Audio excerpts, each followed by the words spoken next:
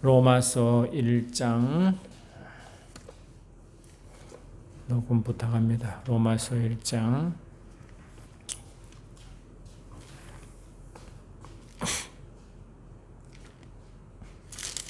1절부터 4절까지 합독하십니다. 로마서 1장 1절로 4절. 예수 그리스도의 종 바울은 사도로 부르심을 받아 하나님의 복음을 위하여 택정함을 입었으니 이 복음은 하나님이 선자들을 통하여 그의 아들에 관하여 성경에 미리 약속하신 것이라.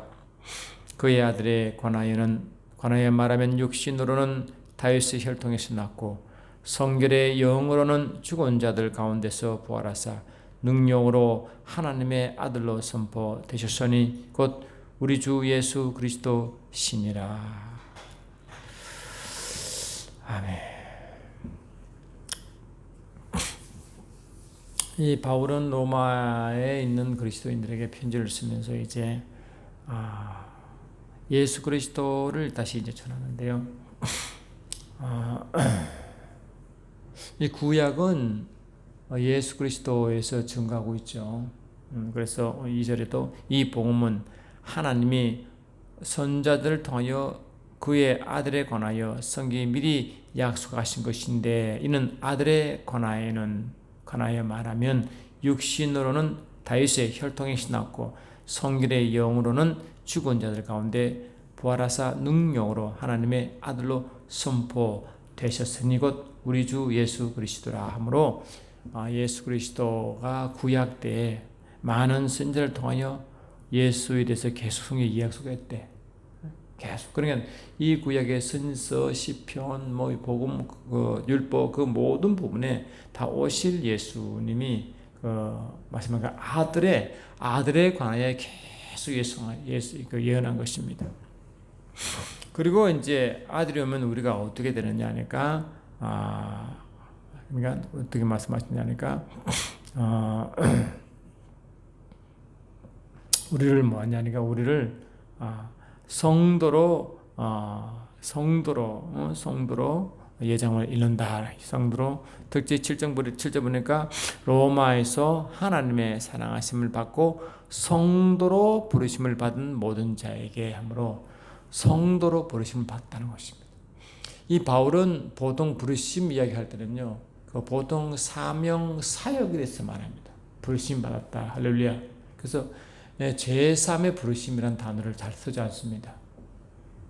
제3의 부르심이라는 것은 단어가 좀 앞뒤가 조금 이게 좀 그렇고요. 주로 이 부르심할 때는 하나님 맡기 일을 위하여 불렀고 할렐루야 사명을 위해서 부른 것입니다. 그런데 바울은 어떻게 표현하냐? 로마서에는 모든 하나님의 사랑하심을 받는 성도로 부르심을 받은 모든 자, 성도로 부르심을 받은 자인데 하나님의 사랑을 받는 자라고 하는 것입니다. 그래서 우리가 성도로 부르심을 받는 것은 이 구원으로 부르심이라는 의미와 전혀 다른 것입니다. 할렐루야. 이 성도라는 것은 영어로 saint인데 다른 말로 하면 holy people이죠. 거룩한 백성, 거룩한 사람들, 거룩한 무리가 성도죠. holy people. 근데 성도로 부르심을 받다는 것은 특별한 의미가 떨어 있습니다. 성도로 부르심을 받다는 것은 지금 거룩한 무리로 부르심 받다는 것은 무엇을 말하냐 하니까 우리가 성경 특히 구약에 보시면요, 이스라엘 백성을 택해서 하나님의 백성을 세울 때 나는 그들의 하나님이요 그들은 나의 백성이라는 말 썼죠. 나는 그들의 하나님이요 그들은 나의 백성이다 이런 말 썼죠. 그러니까 하나님이 통치하는 그의 나라의 백성을 강조하는 것입니다. 그래서 이 구약 보시면 주로 메시아에 대한 복음을 선포하는데 메시아 나라로서 확정되고 완성된 것을 예언하는 것입니다. 그래서 우리가 주로 이제 하나님 백성으로서 할 때 특히 이스라엘 백성은 하나님 백성으로서 어떻게 부르심 받습니까? 거룩한 나라와 거룩한 나라이 또 제사장의 나라로 부름받죠. 그래서 바울은 하나님은 이 모세를 통하여 이스라엘 나라를 어떻게 말씀하시냐니까 출애굽기 19장 보니까 이제 그렇게 설명합니다. 출애굽기 19장을 보니까 하나님이 하나님이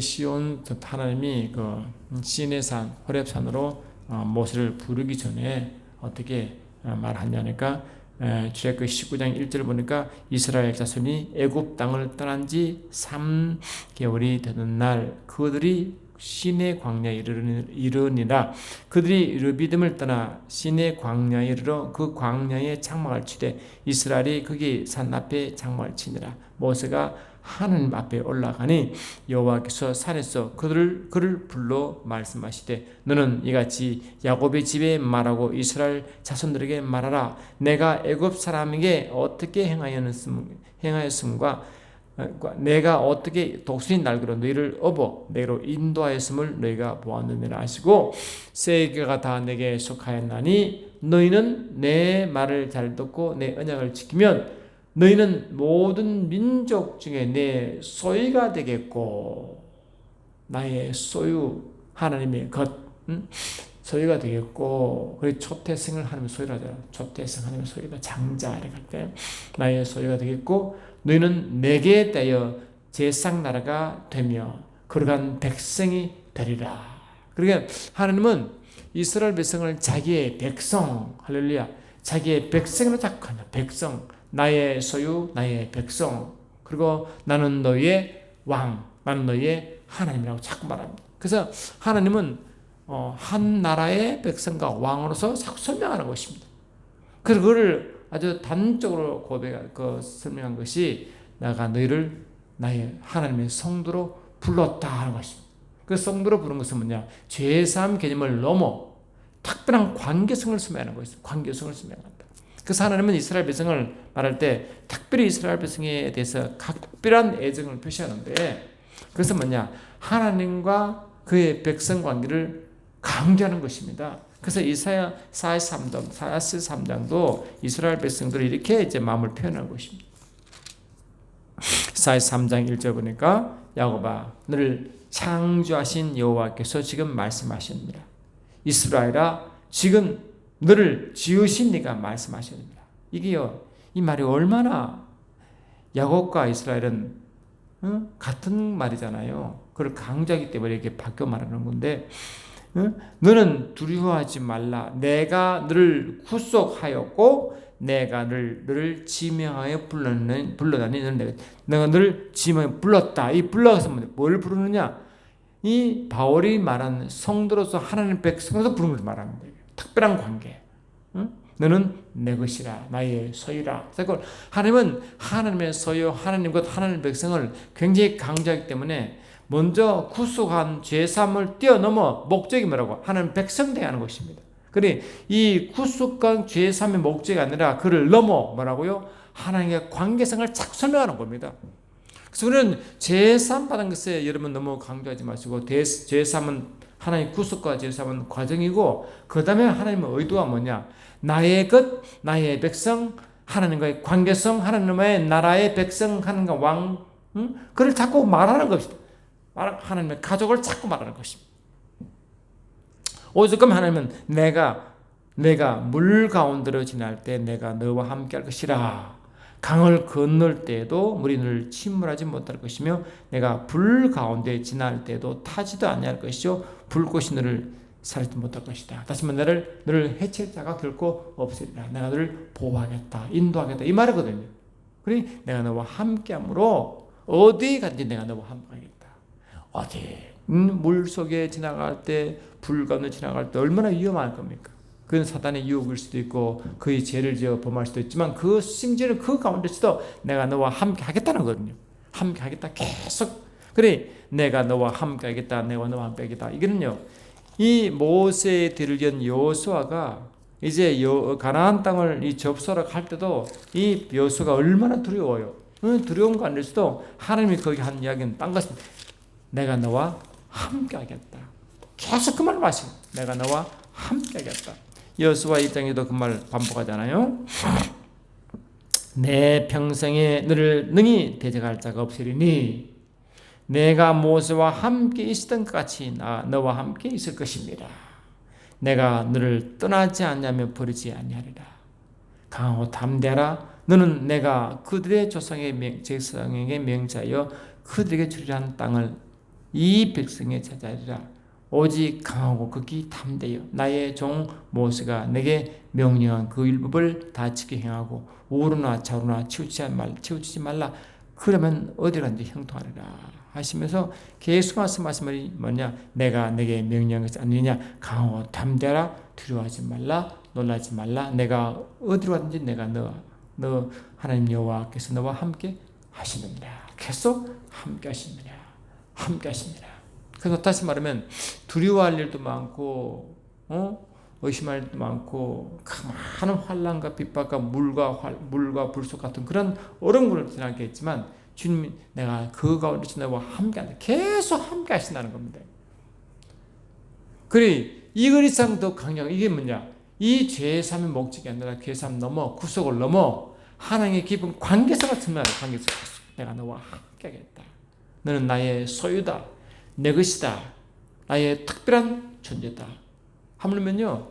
그 아까 읽은 출애굽기 19장 5절 6절 보니까 너는 나의 소유고 나의 특별한 보석이다. 특별한 스페셜 트레저라. 특별한 보석이다. 얼마나 귀하면 가장 특별한 보석이라고 말할까? 이스라엘 백성. 그래 얼마나 하나님의 관계성을 너는 나의 보석이야 할 만큼 아주 귀하고 아주 귀여일까 그렇지 않아요? 그래 너는 나의 보석이다는 것을 얼마나 귀여이겠어요. 그런 아버지 마음. 그래 그런 마음을 이스라엘 백성이 알았다면 아마 절대로 이스라엘 백성이 하나님 배반하지 않았을 것입니다.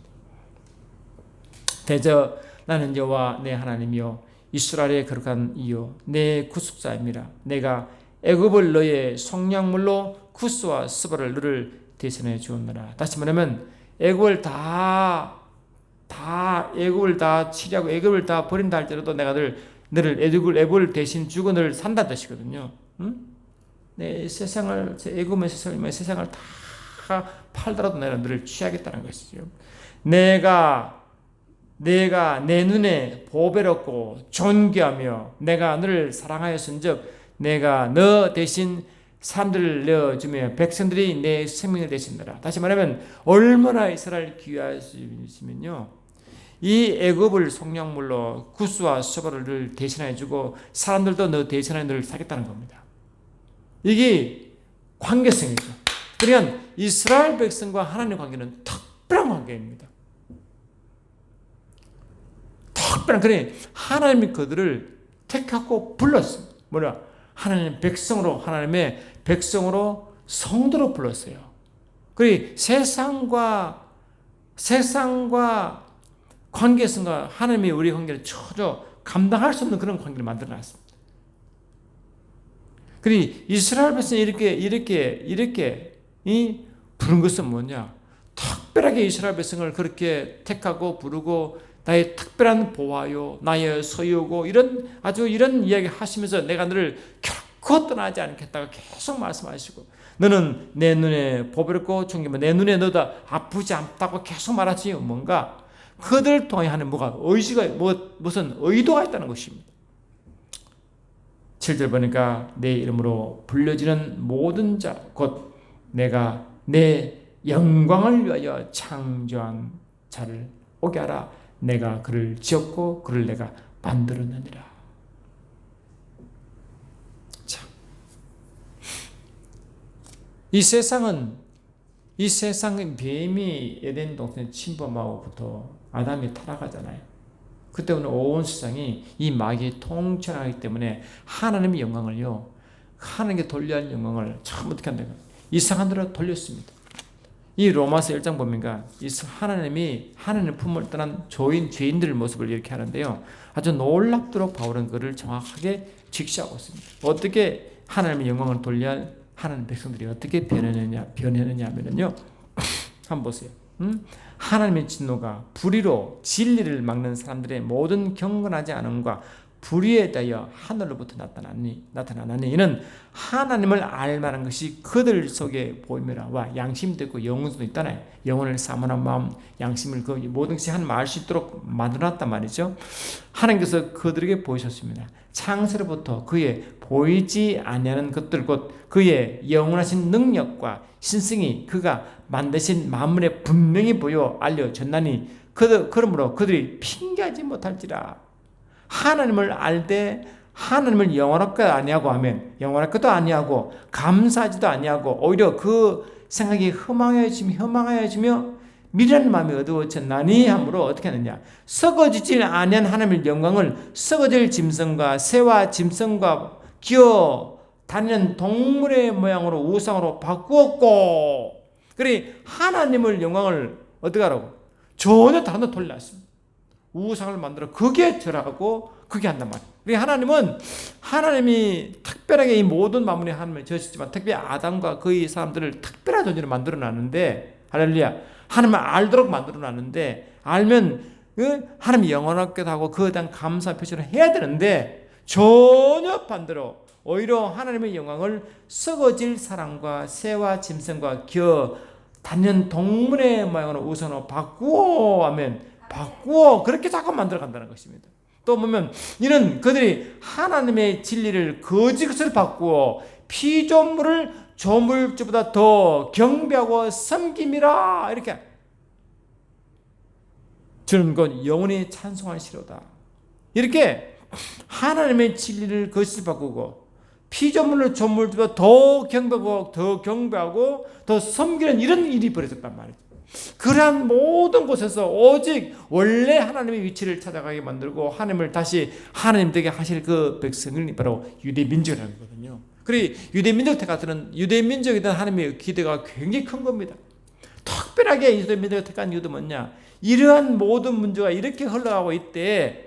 과연 이 모든 피조물을 그냥 하는 그래 그들 마음에 하나님 두기를 싫어하며 하나님을 떠나고 싫어하고 하나님의 영광을 다 썩어질 우상으로 바꾸어 나가고 또 하나님을 피조물보다 더 머니까 이 피조물을 하나님을 이상으로 섬기고 이런 일이 막 팽팽히 벌어지니까 그 가운데서도 하나님을 제대로 드러날 자, 오직 하나님을 사랑할 자, 하나님을 경배할 자가 누구냐? 그것이 뭐냐? 그거를 모르고 그렇게 부른 백성을 하나님 백성 성도라 부르고 특별한 관계를 만들어 놨다는 것입니다.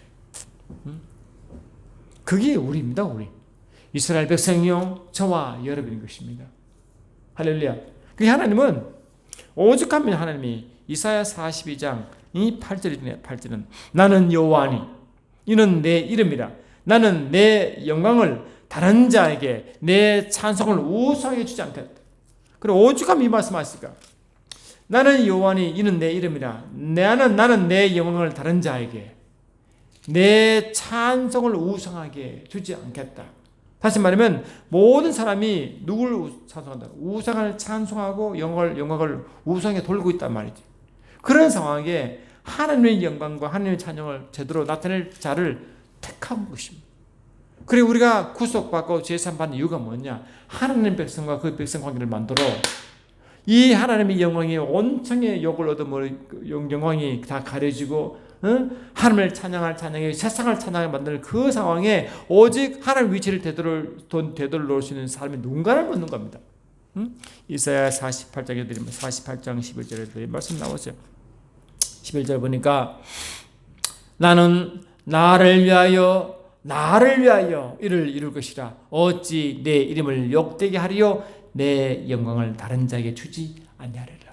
그러니까 하나님이 얼마나 속상했으면요. 영광이 다 원래 영광은 아버지께 온 영광이잖아요. 근데 아버지께 영광을 돌리는 거 맞잖아요. 모든 피조물이 아버지께 영광을 해야 되는데 그 영광을 다 우상에 우상을 찬양하고 높이고 경배하고 이 피조물을 조물주가 더 높이고 있단 말이에요. 지금 그렇게 갖다 맞춘 상황. 근데 그거를 아무도 몰라요.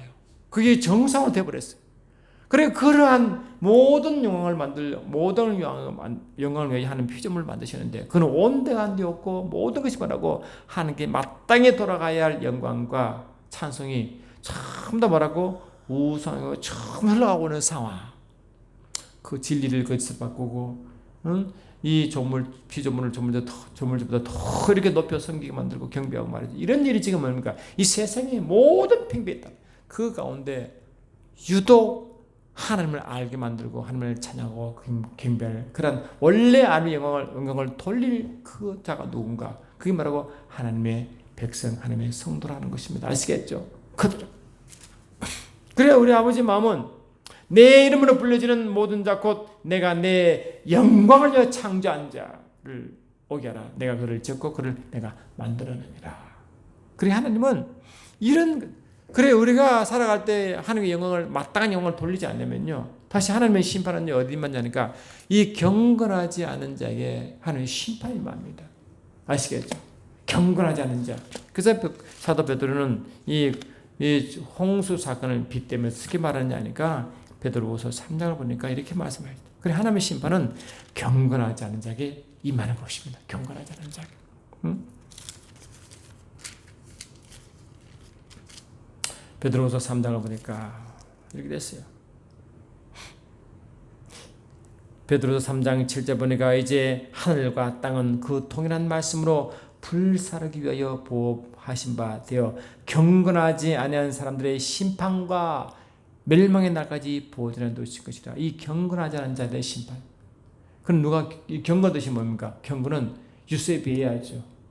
유수에 비해 뜻이 뭡니까? 유는 그리스도지고 세보마이는 경배다, 예배다. 그래 하나님께 기쁘게 경배하고 기쁘게 뭐라고 하나님께 경배하지 않는 하나님 기쁘게 하나님을 경배하는 예배하는 것을 경건의 것입니다. 원래 하나님 마땅히 영광 받으시고 찬양을 받으실 마땅한 분이신데 그렇지 않은 자에게 심판이 있는 것입니다. 아시겠죠? 심판. 그래 하나님은 얼마나 영광받기 원하시겠어요. 원래 하나님이 그 목적으로 지으시는데 지으시는데 전혀 다르게 피조물이 흘러간단 말이죠. 모두 우상이 다시 우상이 뭡니까? 이 악한 영들이잖아요. 저 악한 영들이 향한 전부 다 하나 악한 영들에게. 그래서 엘리야도 뭐였어요? 엘리야도 여호와와 하나님의 섬기는 백성이 바알을 섬기는 백성과 대결하잖아요. 너희들이 하나님을 섬길래 바알을 섬길래 했잖아요. 오직 하나님의 백성이 바알을 섬기게 글로 갈까 말이에요. 오직 하면 하나님과 바알을 구분하지 못할까? 아시겠죠? 그토록 그런 분위기가. 그래서 하나님은 우리를 성도로 부르시다는 이 말은 특별한 의미가 있습니다. 하나님과의 깊은 관계성인 것입니다. 할렐루야. 모든 하나님이 이 영광과 지으신 그 모든 영광을 오직 그 영광을 주신 그분께 돌려드리고 그분을 찬양하고 경배할 그 모든 표적 위치를 제자리로 돌려드려 하는 일이 누구냐? 하나님의 백성인 성도라는 것이 성도. 이스라엘 백성이라는 것입니다. 베드로도 이 말을 했죠. 베드로서 2장 5절 보니까 너희는 택하신 족속이요 무처럼 이스라엘 백성처럼 말이죠. 할렐루야. 왕같은 제상들이요 그의 소유요 그의 나라니 아멘합시다. 그러니까 이게 정확한 이스라엘 백성을 말하잖아요. 그 영적 이스라엘 백성 교회죠. 그러니 이 교회를 성도로 부르시면 구약의 이스라엘 백성을 부르는 것과 똑같은 것입니다. 할렐루야. 그러니 이스라엘 백성과 하나님은 특별한 관계입니다. 너는 나의 백성이라 할 때 나는 너의 하나님 너의 여호와요 너희는 나의 백성이라 이 말은 굉장히 의미를 포함하는 것입니다. 그 속에 무엇 뜻이느냐? 하나님 영광을 회복할 자, 영광을 노래할 자, 그 이름을 높일 자, 할렐루야. 하나님 명예를 나타낼 자, 그 이야기인 것입니다.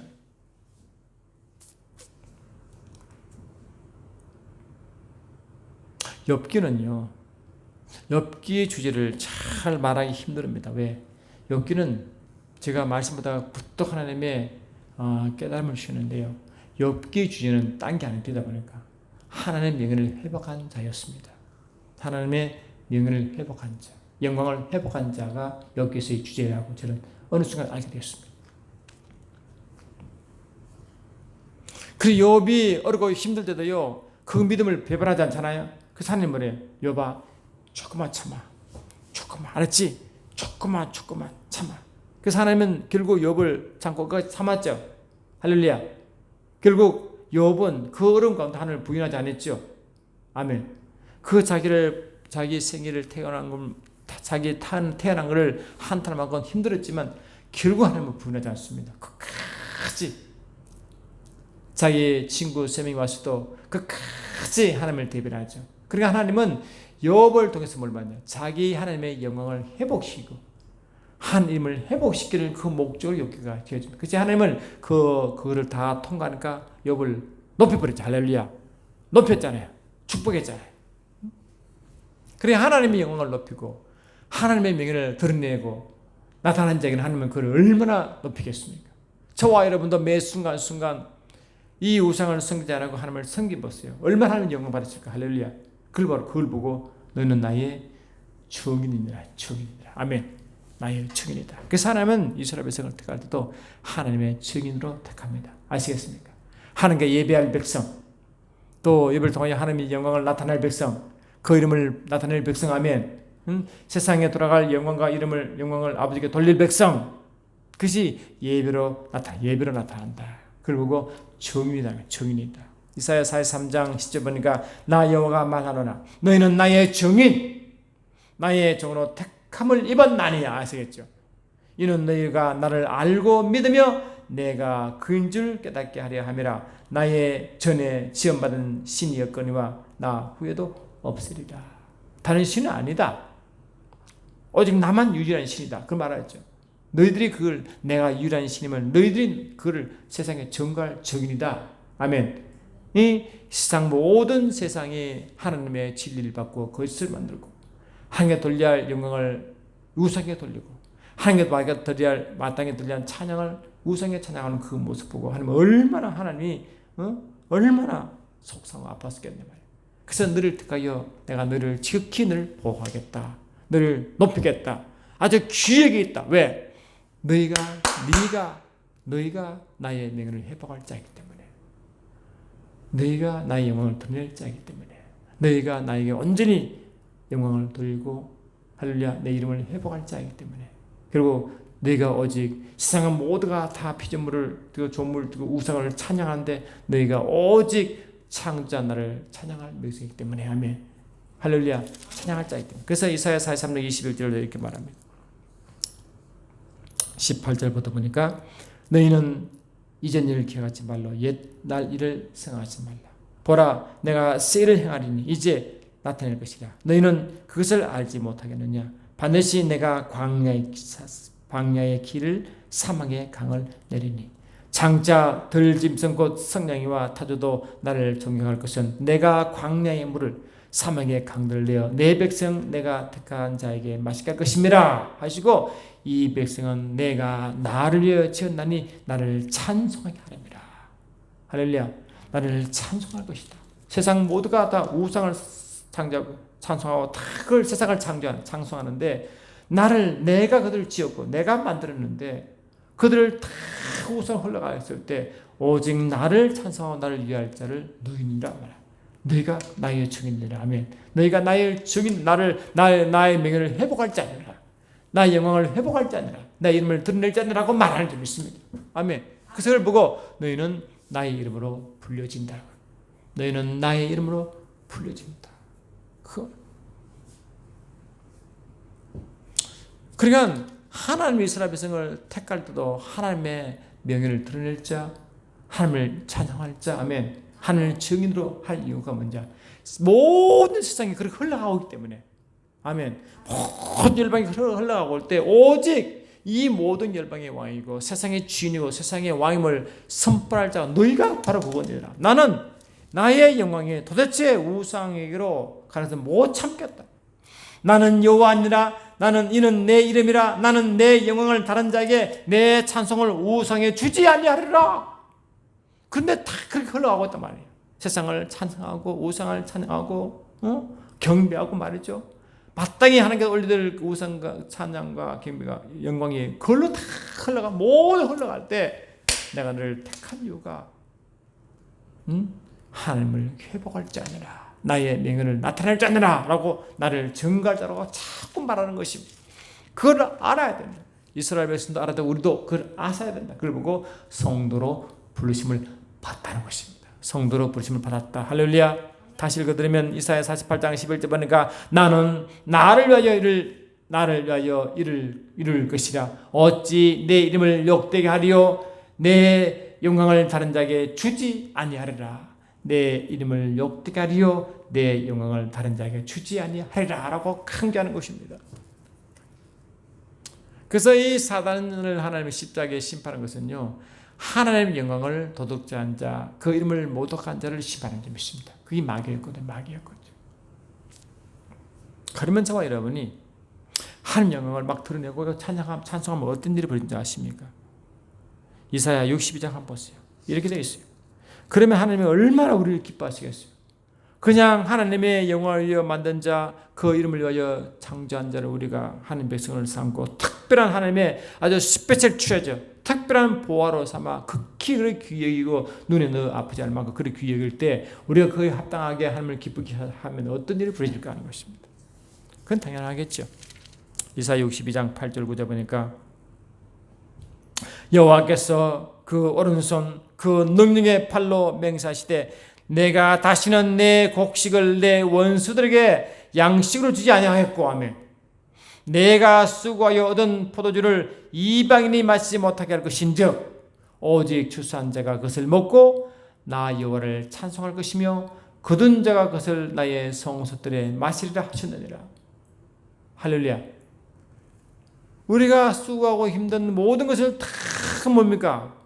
하나님의 열매 맺게 하셔서 그 이방인들 흘러가지 않게 한다는 것입니다. 이방인들이 원수들이 먹고 마시는 것을 네가 먹겠시다. 절대 네가 헛수고하지 않는 것이고 헛으로 땀을 흘리지 않게 반드시 모든 그 수확과 추수를 네가 하게 함으로 다 네게 먹게 하겠다.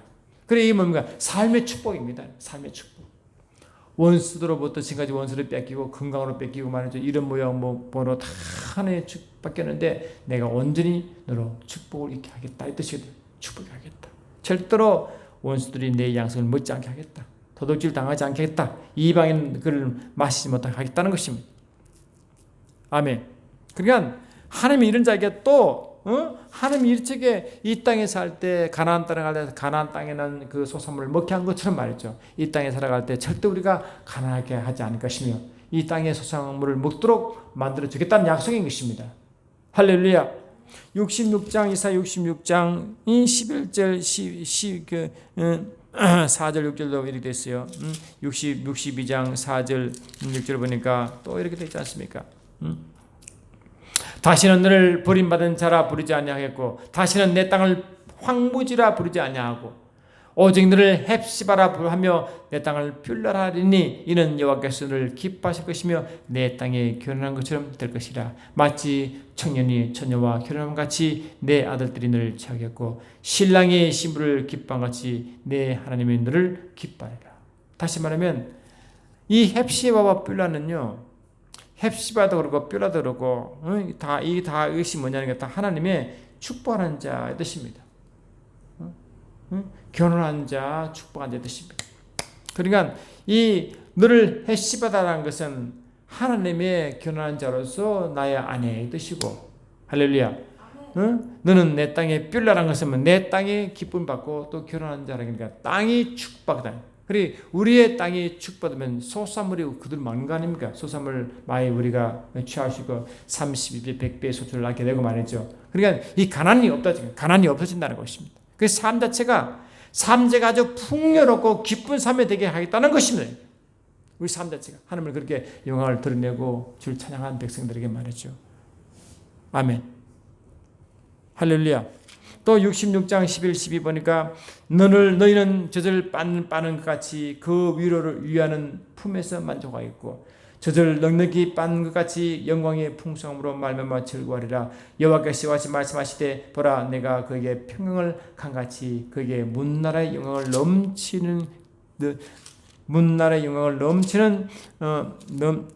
넘치는 시내같이 주리니 너희가 그 성읍에 젖을 빨 것이며 너희가 옆에 안기며 그 무릎에 놓을 것이라.